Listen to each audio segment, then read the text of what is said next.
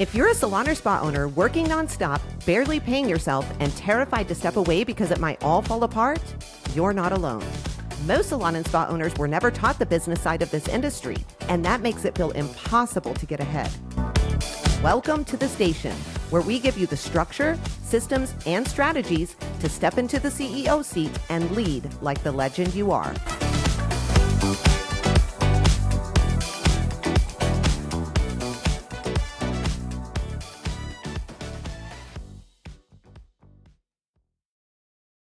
Hey friends, welcome back to the station. This podcast is for salon and spa owners who are ready to finally get control of their business instead of letting their business control them. I'm Bree, founder of the Beauty Biz Agency, and I've got my amazing co-host, co-founder Chandra here with me today. Hey Chandra, how are you? Hello, doing good today. Awesome. Well, today we are going to dig into numbers. And before you guys out there start skipping past this episode or rolling your eyes, please hear us on this. We are not just going to tell you to stare at reports or to track KPIs. Anybody can tell you that. What we are going to do is show you which benchmarks actually matter in your business, why they are so important, and how they help you make stronger business decisions moving forward. Because when you understand these benchmarks, it doesn't just make the numbers less scary. It changes everything, how you lead, how you plan, and really the freedom that you're able to create in your salon. So before we dive in, we have to share a quick win from one of our BBA members because this is one of our favorite parts. And this is exactly why benchmarks matter, actually. So when she first came to us, she was working 7 days a week and she was stuck behind the front desk a lot because her systems were a complete mess. The phones weren't getting answered, rebooking was barely happening, and retail sales were pretty much just non-existent. She was exhausted, she was frustrated, and she knew that she couldn't keep running her business that way. So we built her a front desk scorecard. It's a benchmark scorecard. It had 3 simple things on it in the beginning: calls answered, rebooking at the desk, and retail sales. That was it. Within 30 days, everything started to shift. Her retail sales doubled, rebooking jumped up by 22%. And the best part was she was finally out from behind the desk where an owner should never be in the first place and back in her CEO role. That's the power of benchmarks. They really take the guesswork out of what's broken and show you exactly where to focus so you can see results in a very, very quick manner. Chandra, we see owners get stuck in that front desk role all the time, and it's a really bad spot to be in. How does creating something like a front desk scorecard with benchmarks, how does it allow them to get their front desk running correctly again and give them a roadmap for a stronger future? I mean, it gives them some sort of guidelines, right? Like then they know exactly what's expected of them, what they need to do, throughout the day of their job. And it gives them sort of something to shoot for. And I think that gets them out from behind the desk because now not only can you give this to someone else to do, and then they know what they need to do, it also helps increase your revenue. So that way you can pay this person and not have to stress out about payroll. So I think having those benchmarks in place will free up all those things. And then everybody knows what they're supposed to do. And I think that's the biggest thing people don't realize comes from having those benchmarks in place. Absolutely. And that front desk, it's just an example. It's just a small piece of it, right? The truth is every part of your salon business, it has numbers that can tell you if things are on track or if things are off. And if you don't know what those numbers should look like, you're basically just guessing in every single decision you make in your business. And the reason I can say this is because I did it for years. And honestly, Chandra probably did too. So let's walk through what we think are the 6 benchmarks that really, really matter. These are the ones that are going to give you the clearest picture of whether your business is actually healthy or not. And they're going to show you exactly where you need to put your energy. I think, Chandra, we have to start with profit margin. We just do. This is the number that tells you the truth about whether your salon is actually working or if you are just busy and broke. And guys, we see salon owners out there all the time who are busy and broke. Individual stylists that own their own salons and commission salon owners. Your profit margin is simply how much money you get to keep after all of the bills are paid. I know you aren't stupid, but I want to say that because there are new owners out there that are listening. You want to think of it like this. Let's just say your salon makes $100,000 in sales for the month. You pay your rent, your payroll, if you have a team, your back bar, your product, your taxes, all the things, right? What's left over after all of that? That is your profit. So here's the benchmark. You should be keeping around 20%. And I know there's going to be a lot of salon owners out there that are like, what? 20%? But realistically, I have to tell you this. For normal businesses out there, the benchmark is 40 to 45%. So 20% is really, really low. Now, most salon owners are seeing anywhere between 1 to 3% profitability. So we have to change that. So for every $100 that comes in, about $20 should stay in your business as true profit. If you bring in 100,000, you should be holding on to about 20,000 once all of the dust settles. Okay. A lot of salon owners are not anywhere close to that. We've already said that. And that is a big, big deal. But you can get there. Can they get there, Chandra? Oh, 100%. Yeah. 100%. It may take some time, but you can get there. So don't let the norm of our industry, the average of our industry scare you, because 20% is very, very doable. I have seen people doing 100K months and only keeping $5,000. And that's why the owners are so frustrated, right? They feel like they are working super hard and breaking these sales records. That might be their highest month yet. They are still broke at the end of it. It's a profit margin problem, and it is huge in this industry. So let's talk about how to fix that. There are a few key places that will usually move the needle fast in your business if you can focus on them. The first one is going to be services. Some of your services that you are offering are taking up way too much time for the money that they bring in. You either need to raise the price, bundle it with something else, or maybe just cut it completely out of your service menu if it's a money drain. The second thing is going to be pricing, and this is a big one. If you are underpriced, no amount of hustle is going to fix your margin. It's never going to happen. Even a small price increase across the board, it can add up to thousands of dollars in profit at the end of the month. Number 3, and this is a huge one, and an area that Chandra and I have to coach people through all the time, and that's payroll. This is almost the biggest expense if you have a commission salon. If your commission scale or whatever you are offering, if it isn't set up right, profit is going to disappear, and it's going to disappear very, very quickly. Chandra, would you say this is probably the number one issue in commission salons? Yeah, I think that definitely payroll. And I think nobody really understands why they're losing money on payroll. And that's a big problem. 100%. And something that we see quite often is that payroll structures that salon owners have, they're just copied and pasted from somewhere. They've been with a coaching company and this is what they use across the board, right? And so somebody just uses it. You cannot do that. I know I'm preaching, but you can't do that. You have to create something that is going to work for you and your team. And then the last area that you want to look at is your expenses. You have to look at waste on back bar, over ordering, all of those small subscriptions, or maybe even random salon expenses that you have, because they add up really, really quickly. Guys, this is why you can't just look at profit once a year with your accountant. You can't do it. You need to be checking it every single week. Yes, every single week. Because if your margin, if it starts slipping, you're going to be able to catch it in real time and then shift that focus to wherever you need to, whether that is higher margin services, maybe reining in some hours for hourly people on payroll, holding off on your ordering, whatever it is. And you're going to be able to save the month before it completely tanks. Chandra, when owners finally start tracking their profit margin every single week, how does it change the way they think about running their business?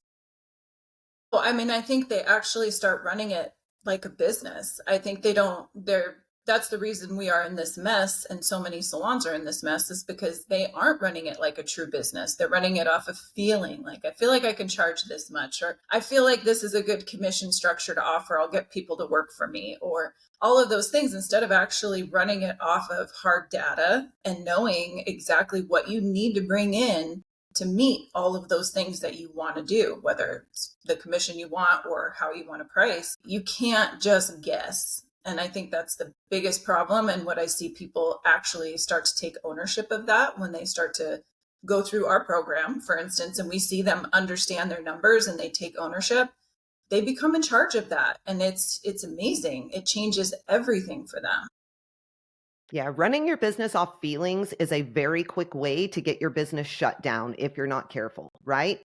We see owners come into our coaching program just completely broke. And I get it. I was there too. And I ran my business off feelings. I wanted to give my employees everything that I could. But I will tell you this, once I started to look at those numbers and really pay attention, I was able to give my employees even more because my business was running the correct way. Okay, the next benchmark, number 2, is cost per hour. And this one, I think, is one of the biggest reality checks that people can see. Your cost per hour, it's exactly what it sounds like. It's what it costs you to keep your salon doors open for one single hour. It's not just the obvious stuff, though, like your rent or your payroll. You have to include everything into this: your utilities, your product, your software, your merchant fees, your taxes, literally every single thing. When you add it all up and you divide it by the total number of hours your salon is open, that is going to be your true cost per hour. Now, why does this matter? Because once you know that number, you can hold it up against all of your service pricing. And that's where a lot of owners kind of get that shock factor of their lives, because they realize a lot of times their busiest service, the one that's filling the books the most, it's actually the service that is losing them the most amount of money. For example, we have worked with a ton of salon owners where their top book service, let's say a color retouch, it looked great, right? Looked great on paper. But when we put it next to their cost per hour, they were actually losing money every single time they did it. And it wasn't a little bit of money, it was a lot of money. That's why the owner couldn't ever figure out why the salon was packed, but the bank account was always empty. I've done this. So here's the benchmark. You want your services to be priced higher than your cost per hour. It's really, really simple. If your salon costs $100 an hour to run, you can't have a ton of services on your menu that only bring in $5 an hour to do. Like, it's not possible. You are never going to get ahead. Chandra, this is something that we really, really pride ourselves on in figuring out when we're working with salon owners. Why do you think this is something that salon owners don't do? Because I hear a lot of people talking about it. It's just like they don't implement it. I think they don't understand it, to be honest. I think that when they hear cost per hour, because even when we've coached people and we've actually broken it down for them, they're like, no, that's not right. And I'm like, actually, that is exactly what it's costing for every open hour that you have available to sell. And so I think they just don't understand it. I think that they don't get why that's so important until they start diving into it, and then they see what that actually means. And then really it's very scary. And I think exactly what you said, it is probably the most eye-opening thing that you can do in your entire business, because it will tell you exactly where you're at and give you the guideline for everything: how much money you can spend on stuff, how much money you have to pay people, how much money you have for your rent. Like, it gives you that guideline, just knowing that number. And it's a great place to start, because then if you're way high on your cost per hour, then you can start looking at how you get that down. Like, how do I get this down to make more sense? Like, it really is the biggest factor, I think, in your financial situation, honestly. Yeah, it's so funny. Yesterday, I got a message from somebody on Facebook, and they were looking at getting a new space for their commission salon, and it was in a very desirable area. And they had put a post up on Facebook, and they were like, what percentage should you spend on rent? And everybody was commenting different percentages, right? Which we have a benchmark for that in our program, that you need to stay under 100%. But something that nobody brought up was the cost per hour to run in that area, right? If she did sign this lease, what was it going to look like? I mean, it was already putting her way over the benchmark anyway. I think the rent was going to be like 28%, which is insane. But nobody even brought up the cost per hour and kind of breaking that down, with which she couldn't figure it out exactly, right? But she could definitely guess on what she's spending now and where that rent was going to be. And so this is something that you have to think about all the time, regardless of what you're doing. If you don't do anything else that we talk about, figure out your cost per hour after this episode for sure. So how can you kind of fix this? Well, you need to check your menu. You need to identify services once you figure out your CPH that don't cover your cost per hour. And then you need to either adjust the timing, raise the price, or maybe bundle them with something profitable until you can kind of figure things out. Small price bumps would be good. And always, always, always add profitability when you're looking at doing things like this. You have to add your profitability into things. The reason that I love this benchmark so much is because it's literally black and white. It's black and white. Once you see what your cost per hour is, you can't ever unsee it. Like, it's ingrained. You know exactly which services are working for you and which ones are silently draining your business. Okay, Chandra, I want to hear, in your opinion, how many owners you think that we have figured out their cost per hour for, and it immediately shifted their profitability within the next 30, 60, or 90 days. I mean, to be totally honest, I know it sounds crazy, but all of them. I mean, once we have figured that out and they started running their business by that data and putting those things in place to get that balanced out and get ahead of it, every single one of them has noticed a huge bump in their profitability, in their revenue, literally everything within that first 30 days. And it just gets better by 90 days. I mean, we've seen incredible jumps where people have completely pulled out from behind the chair just from doing the things that they needed to do to get this, like, to make sense and to balance this out. Yeah, I think you hit the nail on the head. The first two benchmarks are what are going to allow you to be able to get out from behind the chair if that is what you are trying to do. So you need to focus on all of them, but if you are really trying to get out from behind the chair, focus on those two. Okay, the third one is productivity.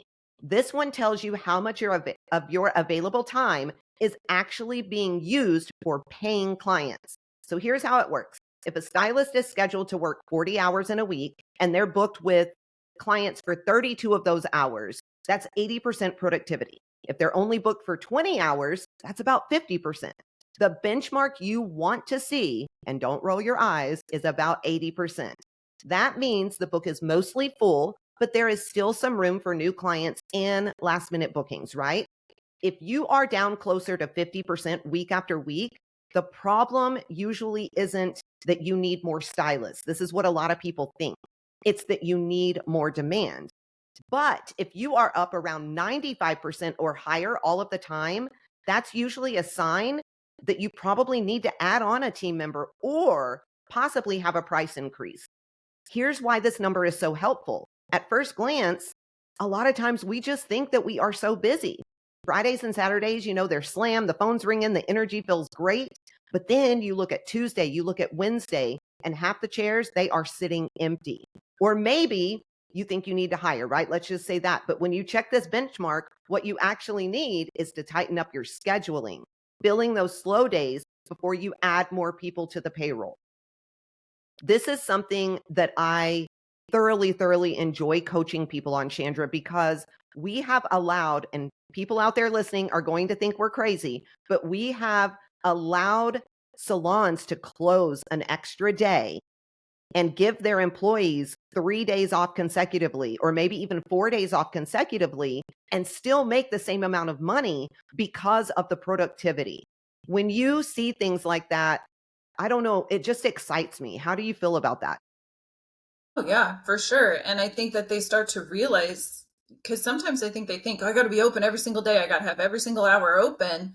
And it's like, but you have so much open time on all these days that you're just losing money.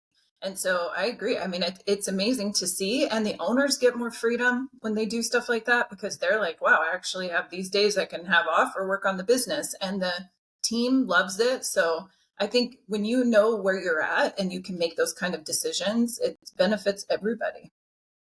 I'll never forget when I started really looking at my productivity in my own business, and we ended up closing Sunday, Monday, and Tuesday. So we closed 3 days consecutively. My profitability in the next 60 days, without changing almost anything else, jumped up.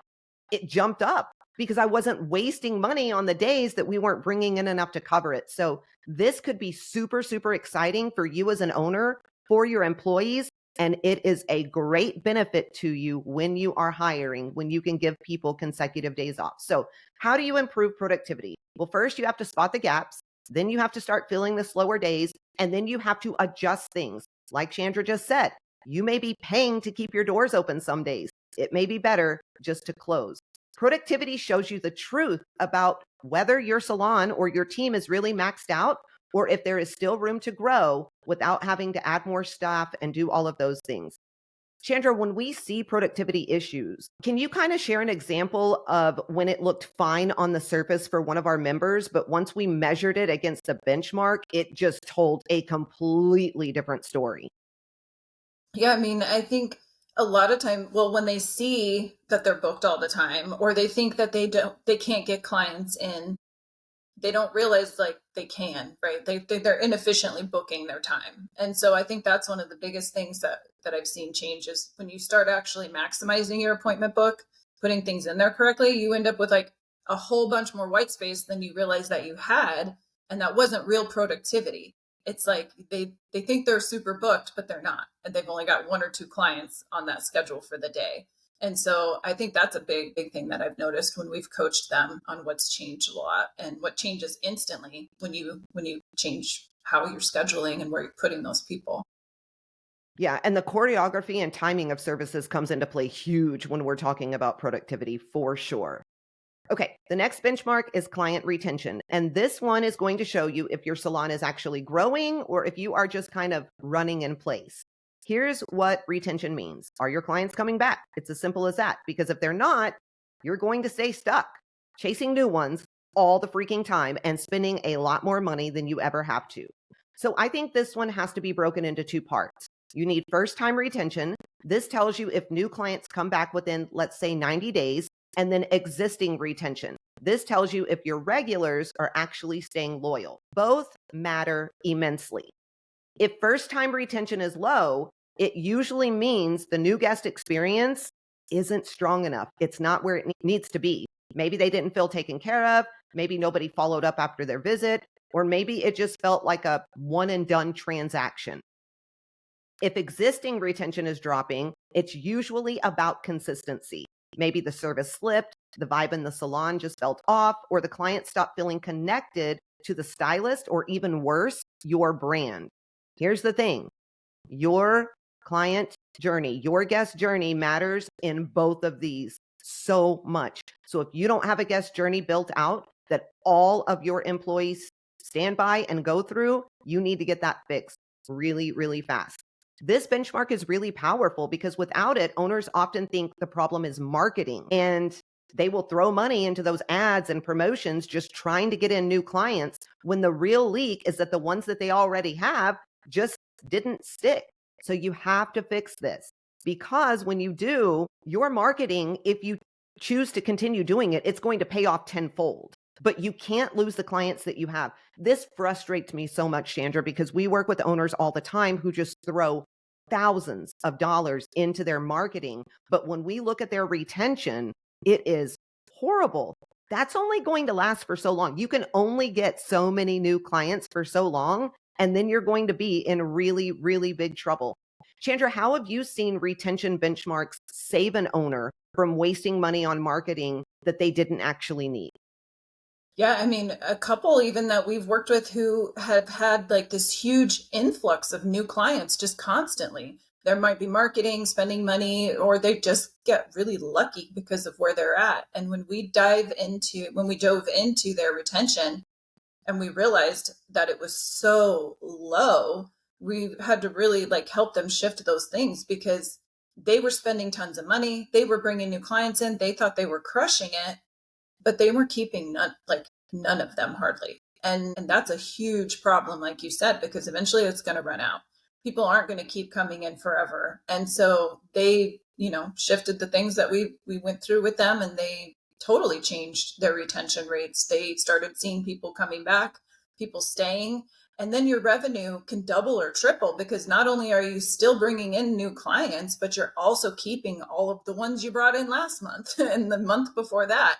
And so it really shifts everything when you start paying attention to that. And then your marketing, you don't need to spend all that money on marketing anymore. You can lower that benchmark again, lower your cost per hour. All of those things are going to put more money back in your bank account. Yeah, I think one of the things that salon owners tend to forget quite often is when they are running marketing and promotions and things of that nature, they aren't getting full price for that client that comes in the door. A lot of times, they're lucky if they're breaking even on that new client by the time they pay payroll and all of their expenses and things like that. So, this is where we see when that client retention number really gets fixed, it's where we see that profitability go up. And all of those things, right? The owner has more money in their pocket, the employee has more money in their pocket. Plus, if you are running your commission salon the correct way, this is a benchmark that your team members have to hit. And so it's really, really important for them to get their promotion. Okay, the next benchmark is going to be average ticket. And this one can be a little sneaky because it's one of the fastest ways to grow revenue without adding more clients. But if you're not doing it right and paying attention, it can kind of screw you over. So your average ticket is just the average amount each client spends per visit. If a client comes in, let's say for a haircut and spends $60, and another comes in for a color and spends 120, your average ticket's somewhere right around $90, right? There's a way to figure this out. You're going to have to go in. It matters depending on all of your pricing, is what we should say. There's not average ticket like average, I guess you should say. So here's why this matters. If your benchmark, let's say, is $85, but you're sitting at $78, even though that gap doesn't sound huge, it is. When you cross it amongst hundreds of clients, that is thousands of dollars that you are leaving on the table every single month. This People don't realize how important this is, Chandra, and it kind of frustrates me a little bit. What do you think is one of the best ways that you've seen an owner coach their team on how to raise tickets without it feeling salesy or uncomfortable for the client? Because we hear this from owners all the time. I don't want them to sound pushy or salesy or all of those things. But in order to raise that average ticket, right, you have to have upgrades, you have to upsell, you have to add value to the service, you have to do all of these things that really, really matter. I know, and this one is a frustrating one for me as well because I get mad because I'm like, you guys are the expert. Like you're not selling anything. Your client's hair looks dry. Why shouldn't you be the one to fix it, right? Like that's an upsell, that's an add-on. They need to, so that's how we coach them, right? Like you need to be the one that's kind of in charge and letting your client know what they need. You would want them to leave feeling amazing, right? Like you could give them the service by itself. They might be happy, it might be good. But if you added on like some type of treatment or something that's going to make their hair be extra amazing, then that's going to make that client so much happier. And that's going to make them want to come back. And that's going to make them want to add that service on again. And it gets easier and easier and easier. And I think that the stylists, sometimes they get stuck in their head like, oh, I don't want to ask them to pay more money for something, or I'm afraid. But it's like at the end of the day, like my team, they know I get on my soapbox about this because I'm like, you guys are losing not only tons of money, but you're not giving the client the full experience because they need some of these things that you offer. It's not about you. It's not about you asking for, if they can't afford it, they're just going to say no.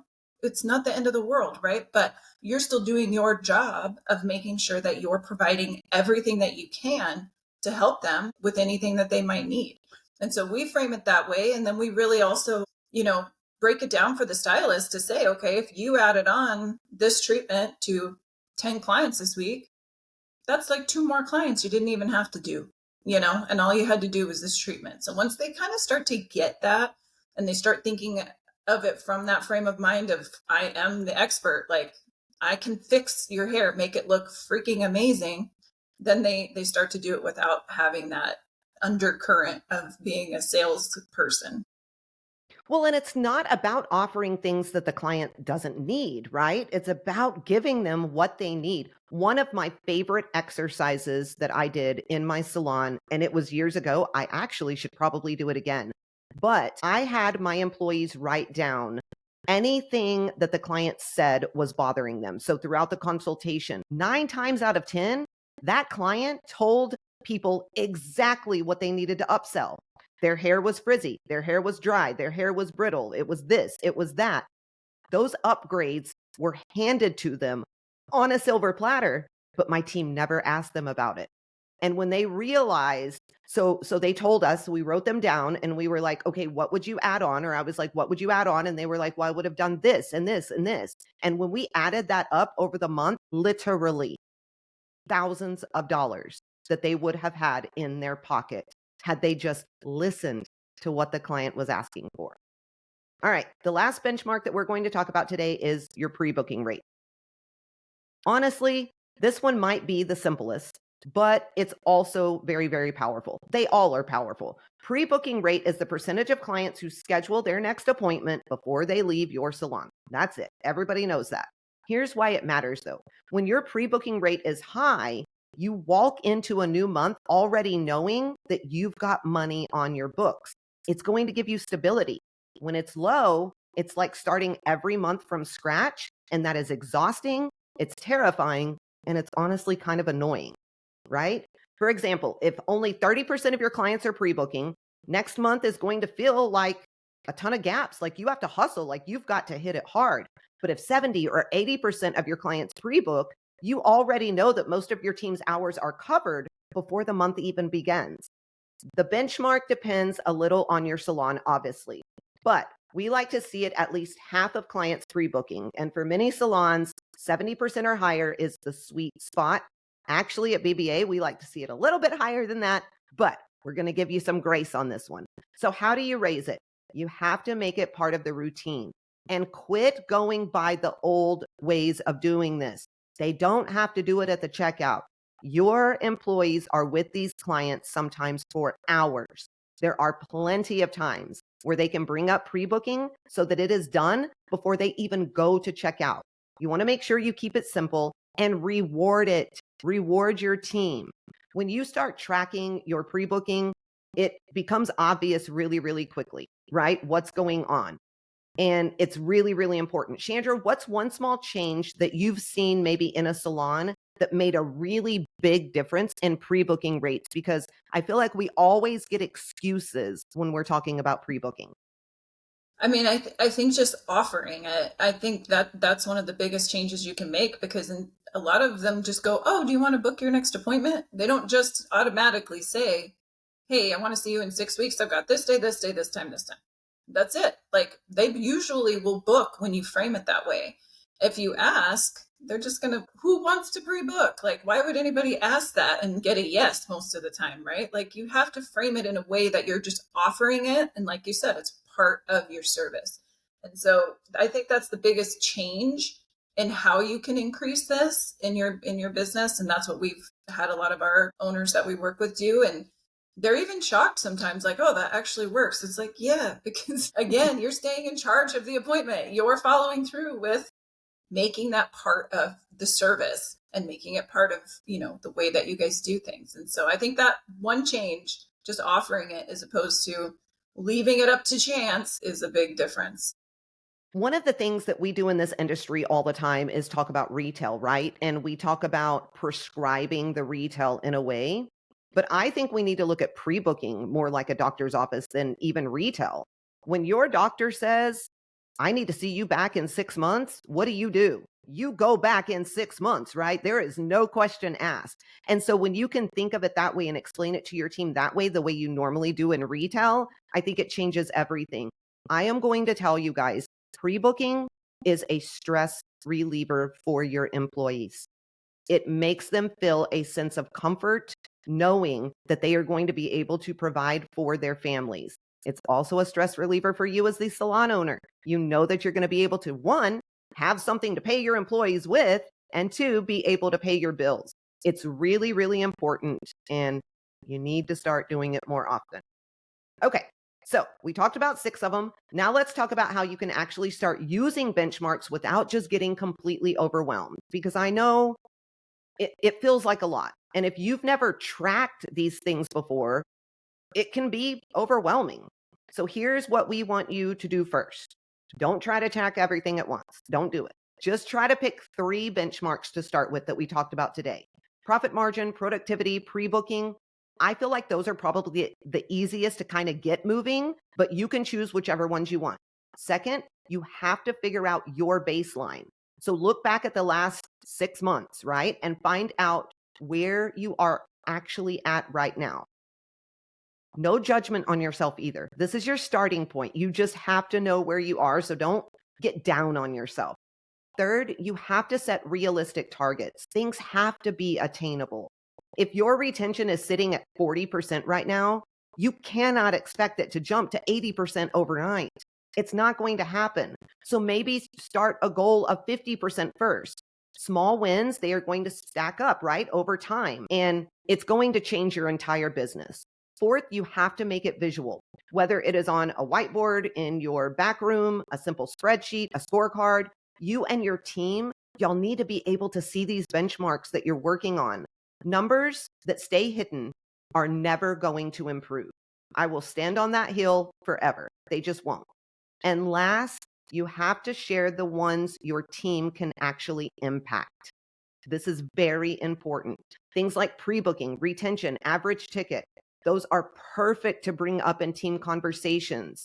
Don't dump something like payroll percentages on them, right? Obviously, that's your lane as the owner, but let them be a part of what they can help grow. When you follow this process, benchmarks, they stop feeling like just more numbers, I think. They kind of become that roadmap, clear signs telling you when to push, when to pause, and where to focus so you're not just reacting after it's way too late. Chandra, if an owner is out there and they are feeling just completely overwhelmed by all of the information that we shared today, where is the first place that you would tell them to start? I think starting with the easier ones, which is going to be like the pre-booking or the average ticket, I think those ones take a little bit less work to get implemented. So, I mean, I think I would start with those. Yeah, I agree 100%. Easy in the beginning. And I promise you, once you see these things just gradually increase, you're going to want to start working on more of them because it is going to change.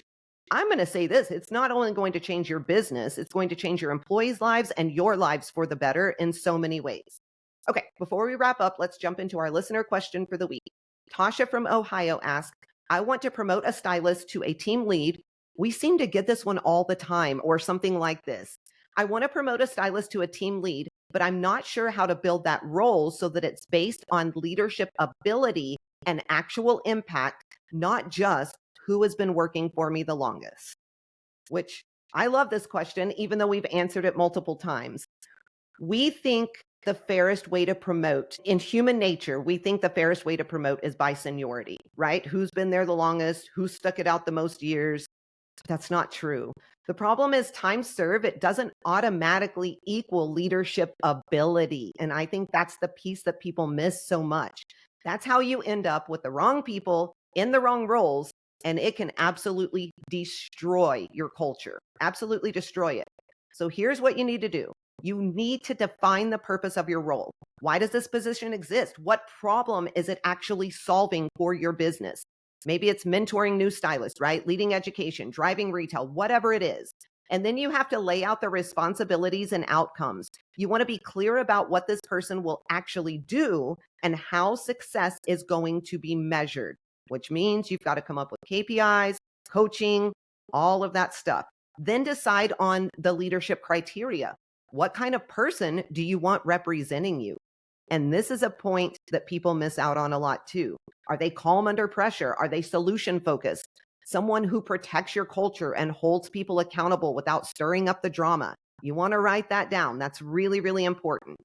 Then you need to make it visible. You want to share this with your team before you just promote anybody. That way, everybody knows what it takes to earn that role. And when someone steps into it, it's obvious that they actually earned it. It wasn't just given to a favorite or next in line or anything like that.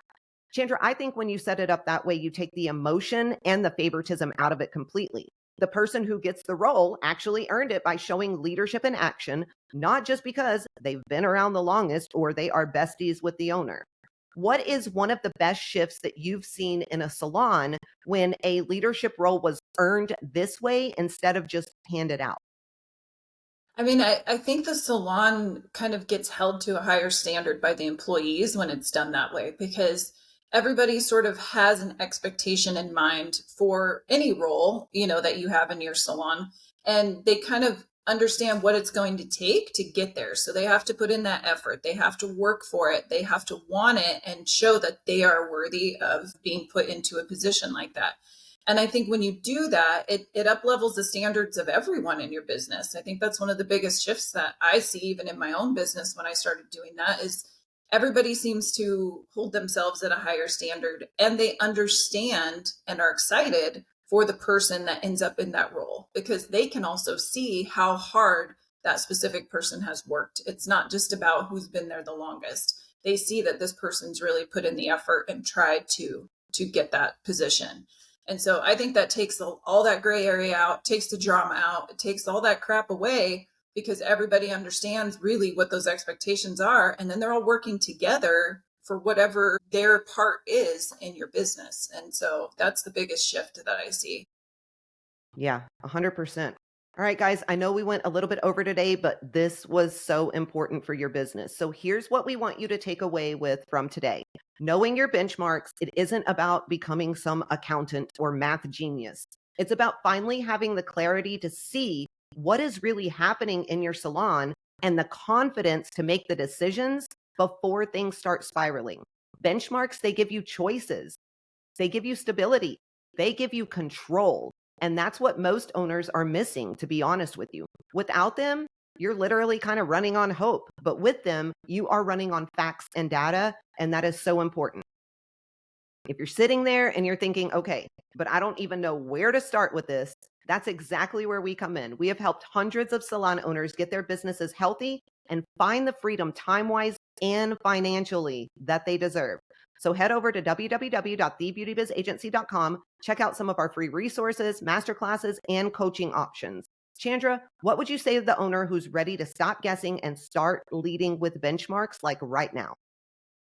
Yeah, I think pick, like you said, just pick those first couple that you want to start working on and just start implementing those and paying attention to your numbers and really paying attention to where your profitability is. I think those are going to be some of the biggest things that can help you start right now and find that baseline. And that way you know where to go from there. Absolutely. Hey guys, if you enjoyed this episode, do us a favor, share it with another salon or spa owner you know who needs to hear it. This is how we are going to raise the bar in this industry, one owner at a time. Chandra, how can our listeners keep up with everything we've got going on at the Beauty Biz Agency? Yeah, make sure you follow us on social media, the Beauty Biz Agency on Facebook or Instagram, or the Beauty Biz Mentors on TikTok. We've got a lot of fun content on all of those platforms. And you can come join us live on the first Monday of every month on Facebook and YouTube at 6 p.m. Central Time. We'll answer any questions you have live on the air and just, get some more information and build that community. So we'd love to see you there. Yes, we would. You've been listening to the station. Until next time, protect your profit, know your benchmarks, and lead with facts instead of feelings. Now go out there, make bank, run the show, and ditch that chair. And as always, keep slaying those business goals with a whole lot of swagger.